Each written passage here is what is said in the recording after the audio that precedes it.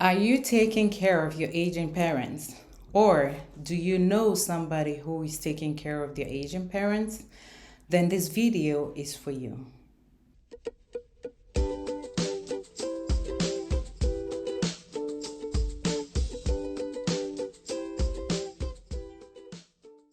Welcome to our channel.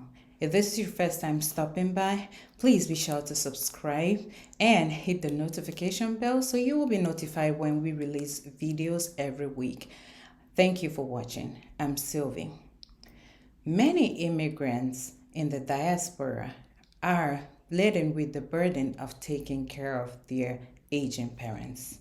This is because our immigrant culture is built in such a way that we have to take care of our aging parents because our parents had no retirement plan.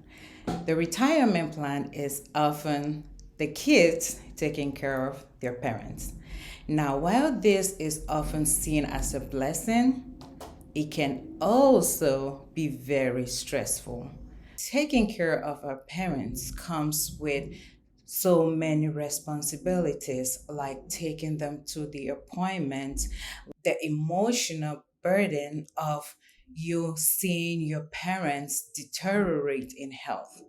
You have always seen them be strong and take care of you. Now you see them in a position where they cannot take care of themselves. So that takes an emotional toll on you. The other thing is, if you are married, it can also affect your relationship because you do not have the privacy that you had before your parents moved in a situation where they live with you. Now, be mindful that if you have to move your parents into your home, then you have to make space for them. Say, if you are in a one bedroom house, you might have to take a two-bedroom house. That is extra cost that you're taking upon you.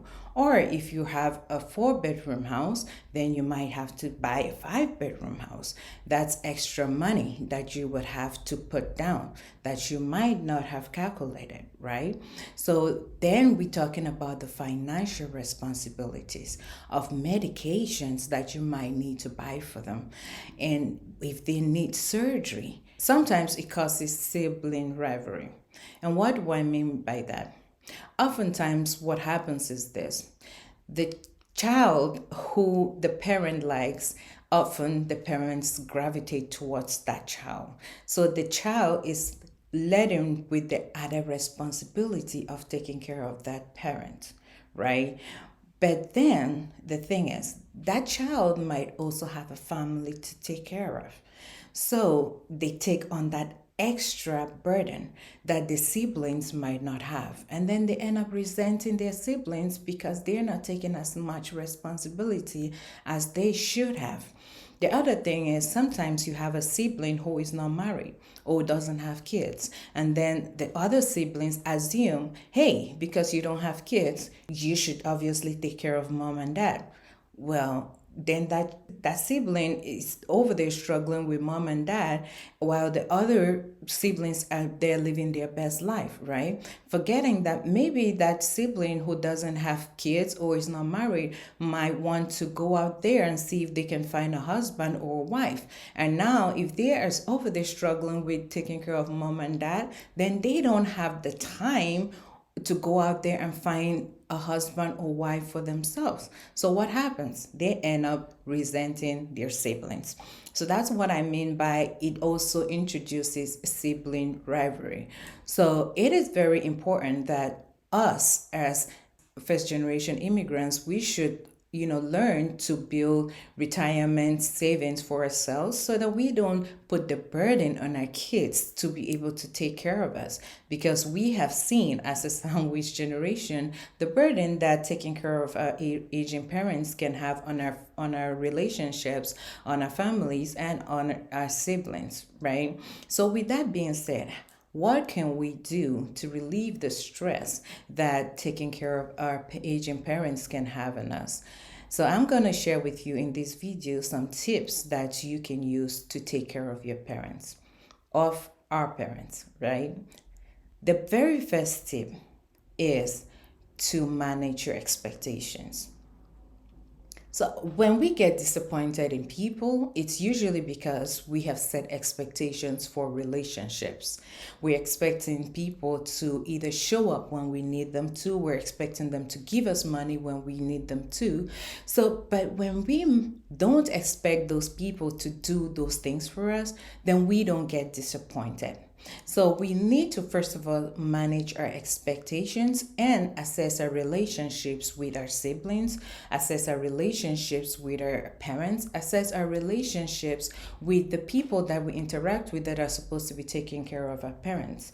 Are they people that will show up when we need them to show up? If not, then we stop expecting from them, right? So when we don't expect, we don't get disappointed. And we also need to manage our fears.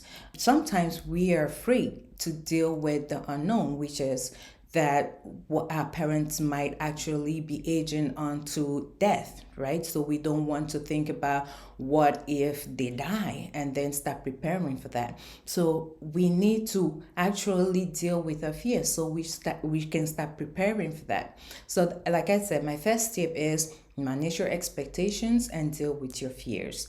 The second thing is to set boundaries.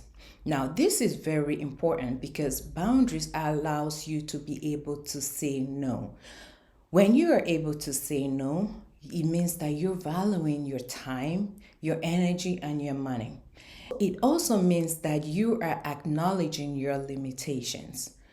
Well, we all know that we cannot do everything. So there's going to be a time where you need to take care of you. So setting that boundaries and saying, you know what? I need time for me. I need time to recuperate so I can come back and take care of mom and dad. I need time for you to step in and take care of mom and dad so that I can go take a 1 week vacation so I can rest and come back and take mom and dad. I need time for you to step in and take care of mom and dad so that I can go take a weekend off to get my mind right so I can go take care of mom and dad.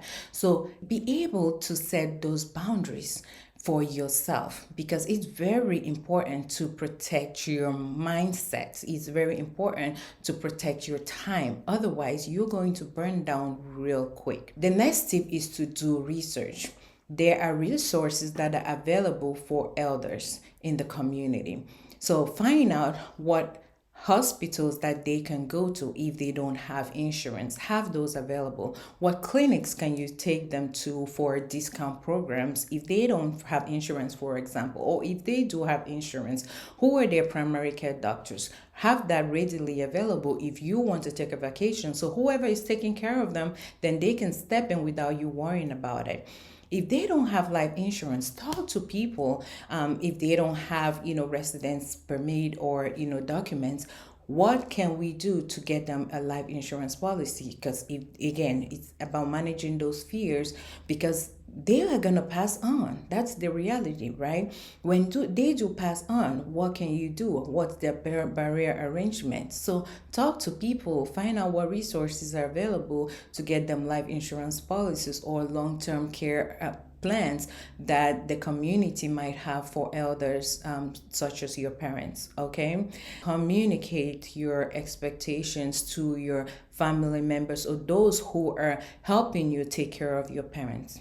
Now, sometimes we often make the mistake of thinking that people should know what we think, but people don't know what we think. So we should open our mouths and tell them exactly what we think. All right. If you're expecting your siblings, for example, if they're helping you to take care of your parents, to step in at any point in time and help you, then communicate what your expectations are. All right. Or if you're expecting your parents to, give you some privacy when you are spending time with your husband, then communicate that to them. Whatever your expectations are or whatever boundaries you want to set, communicate those to your parents. right? But I want to stress here that we shouldn't make the mistake of assuming that because we're taking care of our parents, that we should talk down on them. No, they're still our parents. So we need to respect them as our parents and talk to them as such. So we need to communicate our expectations to them in a respectful manner. And last, we need to set a budget. Set a budget for what you can do. How much can you afford when you are taking care of your parents? I do understand that oftentimes when we're taking care of our loved ones, we want to go above and beyond. When people call, it's like, okay, I'm just gonna swipe my credit card and do what I need to do because I want to take care of my loved ones. But here is the thing: when you don't have a plan and you don't follow a budget, it's going to be hard for you to sustain taking care of your loved ones. All right. So get on the budget. Find out how much can I afford to spend this month to take care of mom and dad. When you have that budget in mind, then you will know that you have to cut back on certain expenses. All right, I'm not going to be able to buy watermelon and grapes and, these many fruits this month from mom and dad. So we're just going to have to manage this month. But next month, I might have some extra money because I'm expecting to work some extra shifts. But if you don't have a budget that actually monitors your money, you're not going to be able to make those plans, right? So I would highly suggest that you make a budget so you can figure out what amount of money that you have available to you to be able to provide great care for mom and dad, because it's always a pride and joy to be able to take care of our parents, but we also want to make sure that we are saving for our retirement. We're building wealth for ourselves so that we don't become a burden for our own kids. You don't want to take care of mom and dad, give them a great life, and then become a burden to your kids. Okay, so make sure that when you are taking care of mom and dad, you're also saving for your retirement. And that starts by creating a budget and sticking to it. So if you found this video helpful, please share with your family and friends, especially those who are taking care of their aging parents, so that we can continue to be a strong, wealthy, and thriving community. Thank you for watching. And please don't forget to subscribe.